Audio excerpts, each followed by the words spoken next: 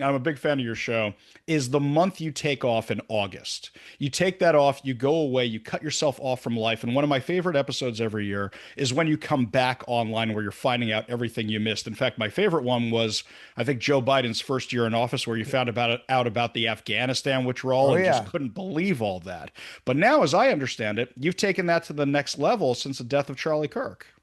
Yeah, well, first off, as for the smile on my face thing, I mean, look, I don't know how you could do what we do for a living. If you're trying to communicate the news to people, and if you can't figure out how to pilfer a little humor out of it or just something positive, I just don't know how you could wake up and do this every day. I mean, there's a lot of people, Ari, that do what we do for a living that are miserable or have really gone off the deep end or lose their minds or become narcissists and crazed, angry lunatics, all of these things. And I always try every day. My guys know if we finish up that hour daily show that we do, and I feel it was funny, even if we were talking about some serious stuff, which obviously we're doing every day, that's when I know we did a good show. Today, as we're recording this, we did a lot about the fate of Western civilization, and I just interviewed this guy, Andrew Gold, who over in the UK, and he's seriously worried that his days in that country are numbered, and the country itself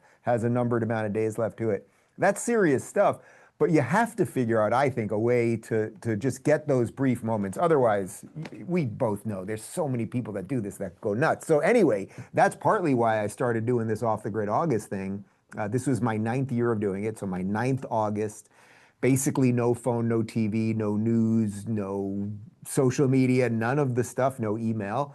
I kind of did it as a joke 9 years ago. It was just like, could I do this? It sounded so crazy, and it was an incredible experience. My brain gets to reset. I start thinking about old friends that I haven't seen in 30 years, or the kid that sat next to me in third grade, or I can suddenly remember the entire, soundtrack of a movie, or just these weird things that are sitting in the recesses of your brain that are cluttered.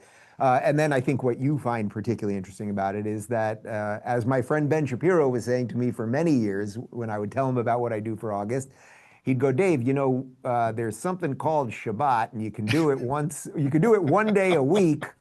You don't have to do anything that drastic. And yes, after Charlie after Charlie was assassinated, he had spoke a lot about, although he obviously was evangelical Christian, that he was keeping Shabbat, and that he felt that this time, this 24-hour period, outside of the machine, away from all the, advances of technology and everything else, that it was giving him a great reset and all of those things. And I've tried to do it, at least in terms of social media. I try not to be on there on the weekends, but I thought, this is something I could kind of give to Charlie or for Charlie that I think maybe could scale a little bit. And what I was thrilled to see when I said that I would, take a digital Sabbath, was that a lot of people said that they were going to try it too. I don't know how many actually are doing it, but it just goes to show that there's a yearning to figure out what our relationship with this thing is, and I suppose our forefathers had a little